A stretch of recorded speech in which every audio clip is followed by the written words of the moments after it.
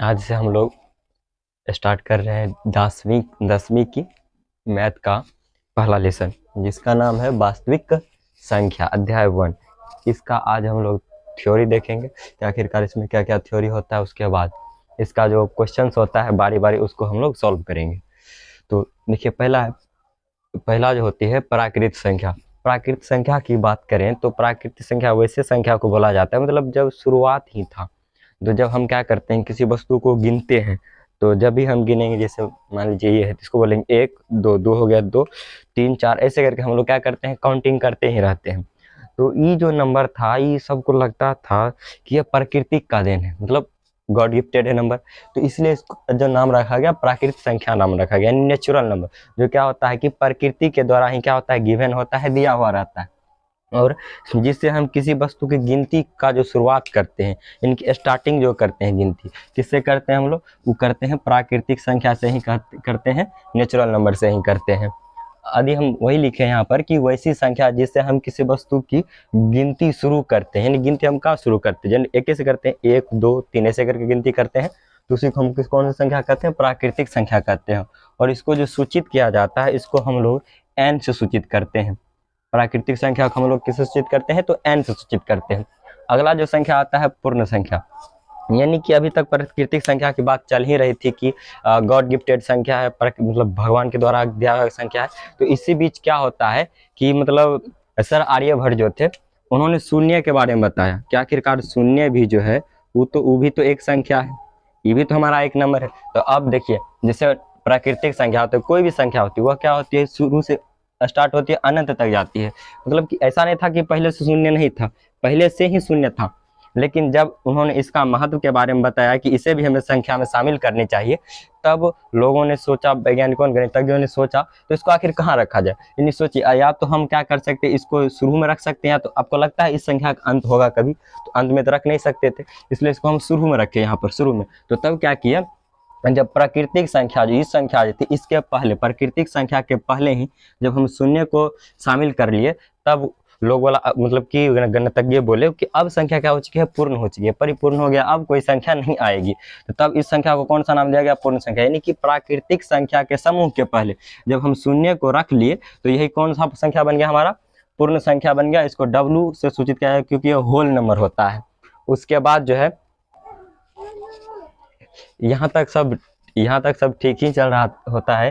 तब क्या होती है कि मतलब संख्या में माइनस लगना शुरू हो जाता है, यानी कि संख्या आ ही रही थी। अभी तक हम लोगों ने 0 के बारे में जाना था, इस प्राकृतिक संख्या के बारे में जाना था। उसी में क्या हो गया कि ये सब ऋणात्मक संख्या आना शुरू हो गया, तो इसमें क्या हो गया कि अब कंफ्यूज कि अब इसको कौन सा संख्या बोला जाए और किधर रखा जाए।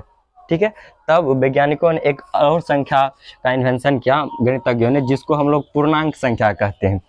ठीक है, अब ये पूर्णांक संख्या जो होता है, इसमें क्या क्या आता है, ऋणात्मक भी आता है, शून्य भी आता है और धनात्मक संख्या आता है, तीनों संख्या। इस तीनों संख्या के समूह को हम लोग पूर्णांक संख्या कहते हैं। प्राकृतिक संख्या में ही जब हम माइनस लगा देते हैं तो वह ऋणात्मक संख्या बन जाता है। शून्य से तब परिचित है, ये पूर्ण संख्या है। और धनात्मक संख्या तो प्राकृतिक संख्या को ही धनात्मक संख्या कहते हैं। यह भी इधर अनंत तक जाती है, यह भी इधर अनंत तक जाती है। यदि हम बात करें कि सबसे बड़ी ऋणात्मक संख्या क्या होगी, तो क्या कहिएगा, सबसे बड़ी ऋणात्मक संख्या जो सबसे बड़ी है। देखिए, याद रखिएगा, जितना माइनस ज़्यादा बड़ा संख्या होगा वह उतना छोटा होता है। यानी कि सबसे बड़ी ऋणात्मक संख्या की बात करें तो वह होगा -1, और सबसे छोटी ऋणात्मक संख्या की बात करेंगे तो अनडिफाइंड हो जाएगा, उसको हम डिफाइंड नहीं कर सकते हैं, उसको प्राप्त नहीं कर सकते हैं। उसी प्रकार सबसे छोटी प्राकृतिक संख्या की बात करेंगे तो 1 होगा, सबसे बड़ी प्राकृतिक संख्या की बात करेंगे तो अनडिफाइंड हो जाएगा। पूर्ण संख्या में भी वही है कि सबसे छोटी पूर्ण संख्या की बात करेंगे तो वह 0 हो जाएगा, लेकिन सबसे बड़ी पूर्ण संख्या की बात करेंगे तो अनडिफाइंड हो जाएगा, उसको हम डिफाइंड नहीं कर सकते, क्योंकि कोई भी संख्या का आज तक अंत नहीं हुआ है और अंत होगा भी नहीं, ये हमेशा चलते ही रहता है, रेगुलरली बढ़ते ही रहता है। अब यदि बात करें कि पूर्णांक संख्या जो होती है, कभी दशमलव डेसिमल में नहीं होता है, दशमलव में नहीं आता है पूर्णांक संख्या कभी भी। जब भी आएगा वो तो पूर्णांक मतलब हुआ पूरी अंक, पूर्णता होना चाहिए। ना ही हम 2/3 को पूर्णांक कहेंगे, ना ही 2.5 को पूर्णांक बोलेंगे। मतलब कि यदि दशमलव में आता है या फिर बट्टा में आता है तो कभी भी वह संख्या पूर्णांक नहीं होगी। ठीक है, इसके बाद और आगे संख्या को हम लोग देखते हैं। चलिए तब आगे चलते हैं। देखिए, आगे है सम संख्या। सम संख्या वैसे संख्या कहा जाता है जिसके स्थायी इकाई स्थान पे, इकाई मतलब कि लास्ट अंक पर 2, 4, 6 उसके बाद या फिर 8 होना चाहिए, तो उसको कौन सा संख्या कहते हैं? उसको सम संख्या कहते हैं। जैसे 2, 4, 6, इसका सबसे छोटी सम संख्या कितने हो जाएगी? 2 हो जाएगी। उसके बाद विषम संख्या की बात करें तो वैसा संख्या जिसके इकाई स्थान पर 1, 3, 5, 7 या फिर 9 होना चाहिए, जैसे कि आप यहाँ पर देख सकते हैं इसके एग्जाम्पल पर। और उसके बाद यदि हम बात करें अभाज्य संख्या की, अभाज्य संख्या वैसे उसको कहा जाता है जिसके सिर्फ 2 ही गुणनखंड होने चाहिए। जैसे मान लीजिए कि 13 का गुणनखंड करिए, तो 1 से करेंगे 1 कितना बार में? 13 बार में, यानी कि इसका जो गुणनखंड है या तो 1 है या फिर 13 है। इसको इस प्रकार से बोल सकते हैं, यानी वैसी संख्या जो सिर्फ 1 से विभाजित होती है और स्वयं से विभाजित होती है, तो उसी को कौन सी संख्या कहते हैं हम लोग? अभाज्य संख्या कहते हैं। यानी कि इसका जो गुणनखंड होता है मात्र 2 ही होता है। और 0 से 50 तक अभाज्य संख्या की बात करें तो कितना होता है?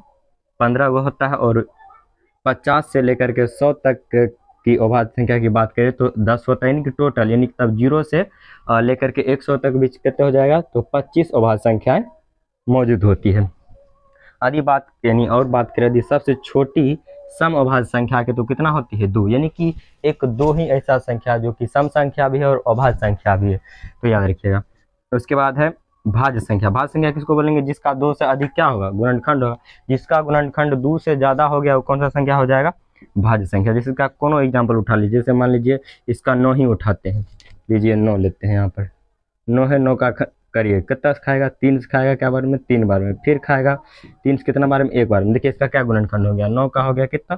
3 गुने 3 गुने 1। देखिए 2 से अधिक हो गया तो 3 हो गया तो 2 से अधिक ही है, यानी कि जिसका गुणनखंड क्या होता है कि मतलब कि 2 से अधिक होता है, जिसका गुणनखंड 2 से अधिक होता है उसी को कौन सा संख्या कहते हैं हम लोग? भाज्य संख्या कहते हैं। या फिर इस प्रकार भी कर सकते हैं कि वैसी संख्या जो एक तथा स्वयं के अलावा किसी अन्य संख्या से भी क्या हो रही है? विभाजित हो रही है, तो इसको कौन सा संख्या कहते हैं? भाज्य संख्या कहते हैं। और सबसे छोटी भाज्य संख्या कितनी होती है? 4 होती है। और भी बहुत सारे मतलब क्या है संख्याएं हैं, उसको भी देखते हैं हम लोग, तब उसके बाद हम लोग चलेंगे इसके एक्सरसाइज में। आगे हम लोग बढ़ते हैं। अगली संख्या जो है वह है हमारी सह अभाज्य संख्या। अभी तक हम लोगों ने अभाज्य संख्या देखा था जिसका कितना था? मात्र 2 गुणनखंड होता था, उसको अभाज्य संख्या कहते थे। लेकिन अब समझते हैं कि सह अभाज्य संख्या किसको कहते हैं। नहीं, वैसा अभाज्य संख्या युग्म जिसका HCF कितना होता है? 1 होता है। HCF मतलब समझते हैं आप लोग, जिसको हम लोग मौसो बोलते हैं, ठीक है, महत्तम समवर्त, वो कितना होना चाहिए? 1। तो उसको कौन सा संख्या कहते हैं हम लोग? सह अभाज्य संख्या कहते हैं। उसके बाद होता है जुड़वा अभाज्य संख्या, मतलब वैसा अभाज्य संख्या जिसका अंदर कितना होना चाहिए? 2 होना चाहिए, तो उसको बोलते हैं हम लोग जुड़वा अभाज्य संख्या। जैसे देखिए 3, 5, 5, 7, 11, 13 सबका अंतर कितना है? 2 है। तो है तो ये भी अभाज्य, ये भी अभाज्य, ये भी अभाज्य, लेकिन इसका अंतर कितना है? तो 2 है। युग्म मतलब हुआ साथ में, जोड़ा में, ठीक है। तो अगला जो हमारा है परिमेय संख्या। देखिए परिमेय संख्या किसको बोलते हैं? परिमेय संख्या कहते हैं वैसी संख्या जिसे P/Q के रूप में लिखा जा सकता है। P/Q के रूप में मतलब कि उसको हम बटा में लिख सकते हैं उसको, ठीक है ना। तो उसको हम कौन सी संख्या कहते हैं? परिमेय संख्या। और Q बराबर 0 नहीं होनी चाहिए, याद रखिए। Q बराबर यदि 0 हुआ तो वह परिमेय संख्या नहीं हो जाएगी, नहीं होगी वह अनडिफाइंड हो जाएगी, अपरिमेय हो जाएगी, ठीक है। तो अपरिमेय संख्या में देखिए किसको कहते हैं हम लोग? अपरिमेय संख्या। और सॉरी, यहाँ से गलती से अभाज्य लिखा गया है, यहाँ पर अपरिमेय संख्या होना चाहिए। अपरिमेय संख्या, अपरिमेय संख्या यानी कि वैसा संख्या जिसे P/Q के रूप में हम नहीं लिख सकते, जैसे √3, √4, √5, √10, √11 etc। केवल ठीक है। अपरिमेय संख्या देखिए वैसा संख्या जिसे हम P/Q के रूप में नहीं लिख सकते हैं, जैसे √2, √3, √5, √10, पाई, √11 इस प्रकार से। यानी कि पाई भी जो है एक अपरिमेय संख्या है, लेकिन इसका जो मान होता है 22/7 अपरिमेय संख्या नहीं। क्यों? क्योंकि ये हम P/Q के रूप में क्या कर सकते हैं? लिख सकते हैं। लेकिन पाई जब भी आएगा वो क्या हो जाएगा? अपरिमेय संख्या हो जाएगा, ठीक है। मतलब अंगगणितीय रोमन जितना भी आता है अल्फा, बीटा, गामा, ये सब का सब क्या होता है? अपरिमेय संख्या होता है। इसका मतलब क्या होता है? वो अपरिमेय संख्या है, उसका क्योंकि मान निश्चित नहीं होता, तो हम मान लिए हैं उतना होता है ना। और इसका जो पाई का मान जो होता है 1.34, ये भी क्या हो जाएगा? परिमेय संख्या हो जाएगा। देखिए इसको P/Q के रूप में लिख लिए, ठीक है ना। लेकिन पाई क्या हो जाएगा, अपरिमेय संख्या हो जाएगा। तो ये बात तो याद रखिएगा, ठीक है। और ये भी याद रखिएगा कि मतलब दो गो परिमेय संख्या के बीच में, मान लीजिए एगो ए है एगो बी है, इसके बीच में अनंत परिमेय संख्या होता है। परिमेय संख्या आप पूछे या फिर अपरिमेय संख्या पूछे, दोनों अनंत होता है। या फिर परिमेय संख्या के अपरिमेय संख्या के बीच में ही दो गो अपरिमेय संख्या, मान लीजिए जैसे √3 है और √5 है, इसके बीच में बोलेगा क्या गो अपरिमेय संख्या, तो अनंत होता है। या फिर इन दोनों के बीच में परिमेय संख्या ही पूछ लिया, वो दोनों क्या होता है, अनंत होता है। मतलब परिमेय संख्या हो या फिर अपरिमेय